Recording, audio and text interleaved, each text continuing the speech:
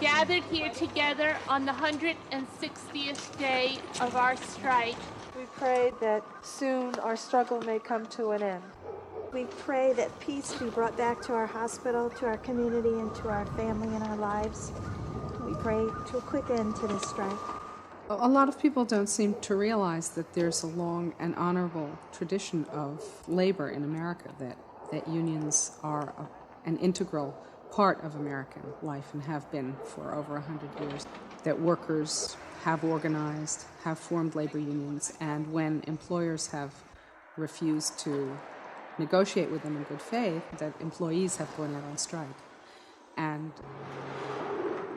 when people cross the picket line to work, they're called scabs, and it's traditional in a strike that the striking parties will scream scab at them.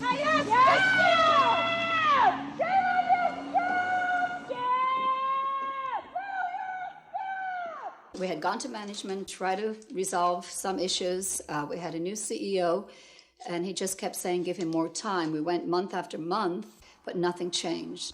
And we also later discovered that we were much lower paid than other area nurses. We were 20 to 40% lower than nurses in the area who worked at other hospitals.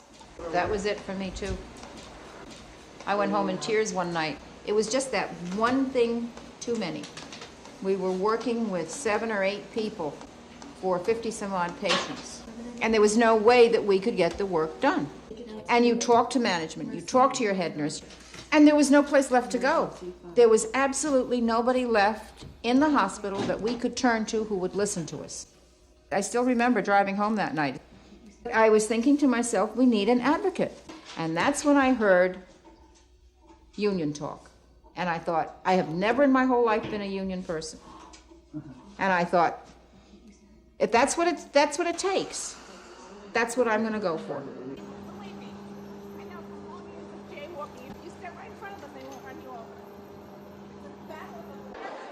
It was very scary to us at first. The majority of us, I would say 99.9%, had never been in a union before. In September of '93, we voted $11.99 in for a representative voice.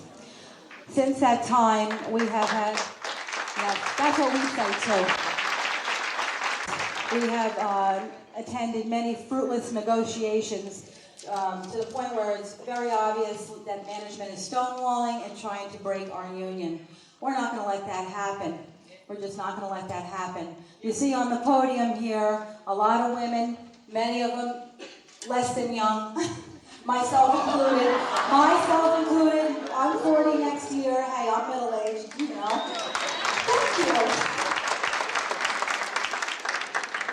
But we just wanted to tell everybody thank you. We're really happy at the support everyone has shown. We're happy at our own solidarity. We're happy at the solidarity of the union. It's just incredible. Being up there in that small little town, you would never know. And until we went through something like this, you just never knew. I remember the campaign real well and how difficult it was because there were a lot of nurses who were opposed to unions to begin with and a lot of nurses who didn't understand the process. But we won the election and then we moved into negotiations. So after, how many months did we negotiate? From December until... Through August. August. Mm-hmm. Well, we wound up taking a second strike vote. We lost the first one in May because you had said very clearly that you weren't ready for strike and that you felt that there were other avenues that we could explore before reaching that point, and we tried between May and August. But if we'd known that in May, we wouldn't have had to be out here in February. So on September 1st, we went out on strike. The first thing that they did was drop your medical benefits, and then they hired replacement workers. Which meant that not only were we unemployed, permanently replaced, had no union recognition, we were essentially permanently out on the street. So Teresa Alaimo, a union organizer, and myself, I'm a nurse from the night shift in the ICU, decided to embark on a fast to put more pressure on the hospital and to let them know what our resolve was, that we are very, very sincere about we want to be recognized and we want to have a union. I get deeply upset when I think that I'm out in the street risking everything, and they cross every day and risk nothing. And when we get the contract in place, they are going to reap from all benefits of the contract. I mean, that's pretty tough. I mean, have they been late on their mortgage payments? Has there been times when they've had a hard time putting food on the table for their family? I mean, we're sacrificing a lot, and they've sacrificed nothing. I crossed the picket line for 6 months and supported a hospital that I thought, that I trusted, that I thought would support me. And I soon found out that this was not the case, that things were changing, and I couldn't look for them for support that I gave them for the 6 months that these nurses were out on the picket line. I was and am a non-union nurse. I worked during the strike. I'm a single parent with 2 small children, a sole supporter of my family, and my choice was to work because I could not and would not risk the possibility of financial demise. Well, they should stop to think that if it wasn't for us being out on strike, they would get nothing. They would have gotten nothing at all. You know? I think if you went from house to house and interviewed people, you would find just as many people in favor of seeing the nurses get a contract. They're underpaid, they're overworked. I've been in Mercy Hospital and they really have to run themselves ragged. It's rough. Because they're all good nurses and they do their job, but they weren't paid proper for it. Perhaps the negative ones have been more vocal. The only comment I got is that girls ought to get off the street and go back to work. Oh. Cut the baloney. I was against it. I was against it. I don't think it's going to be over next week. We are once again looking at a protracted struggle that will probably go on for at least another month or 2. And are we prepared to do that? Yes. Yes, we're together, we're solid. They've taken our jobs. They've taken our profession. The only thing they're counting on is that we're going to start trickling in. And I'm telling you right now that it's far too long for this kind of crap. We got to pull this one out. And it's not just for us. Everybody in Orange County is watching. People all over the country are watching. I'm not willing to let this one go. I swear to God, I'll fight until my last dying breath. This is just too important. Hi, this is Jill Conklin. I've been a nurse at Mercy for 15 years and a member of the community for 22. My 5 children were born in this hospital. How unfortunate that my colleagues and I are being forced to strike. In the event of any extreme emergency, we will always be there for you. Now we need you to be there for us. My name is Loretta Avella. I've been a registered nurse at Mercy Community Hospital for over 19 years. The Mercy nurses have been trying to negotiate a fair and equitable contract.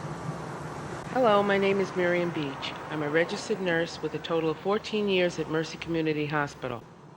We didn't want this strike, but Mercy management has refused to negotiate fairly. If you're concerned, please tell board members. Please, talk to your friends and neighbors. Tell them. Thank you again for all the support you've given the nurses. This message has...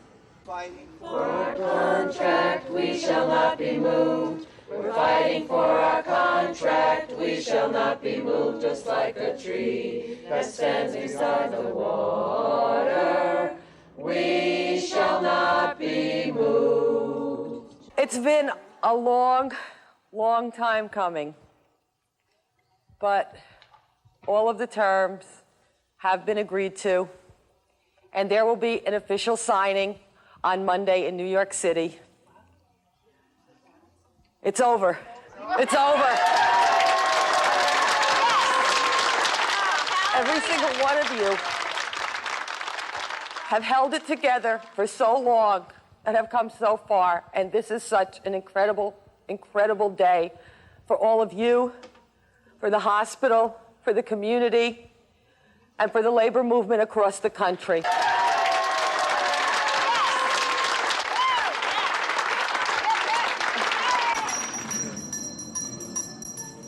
The nurses were negotiating, and the board never negotiated in good faith. And they offered arbitration, and the board would never accept arbitration. They didn't want to negotiate anyhow. They wanted to bust the union. I work in a nursing home, and I really don't feel that if you're in that kind of field that you're there to help the people, and I don't think it was right. I think the strike actually improved the hospital and its facility and the personnel and so on. The value of a union, as I see it, is that workers can have a voice. Together they can come together, and if they have problems or issues that they want to work out, if they band together, they have a real strength that individually they wouldn't be able to express, or they could be certainly sloughed off or overlooked as an individual, but by all the workers coming together on an issue, it makes management stop and they have to listen. And it's a wonderful feeling to know that management doesn't have the last word, that there's a legal contract that they have to abide by, and it's in writing, and they can't get away with just doing whatever they want whenever they want, and that's really exciting. It's a good feeling. When someone goes out on strike, that person is standing up for more of a say in his or her job. And someone who crosses a picket line to work when someone else is out on the picket line, it's a kind of stealing. It really is. It's stealing that person's job. People just don't frivolously go out on strike, be it a mine worker, be it a steel worker, be it a nurse, be it a teacher, whoever. When you have a picket line, before you cross that picket line, I would ask everybody just to think about that for just 1 second. Ask those people on the line. They are more than happy to tell you why they are out there. I could never cross a picket line now, no matter what it was.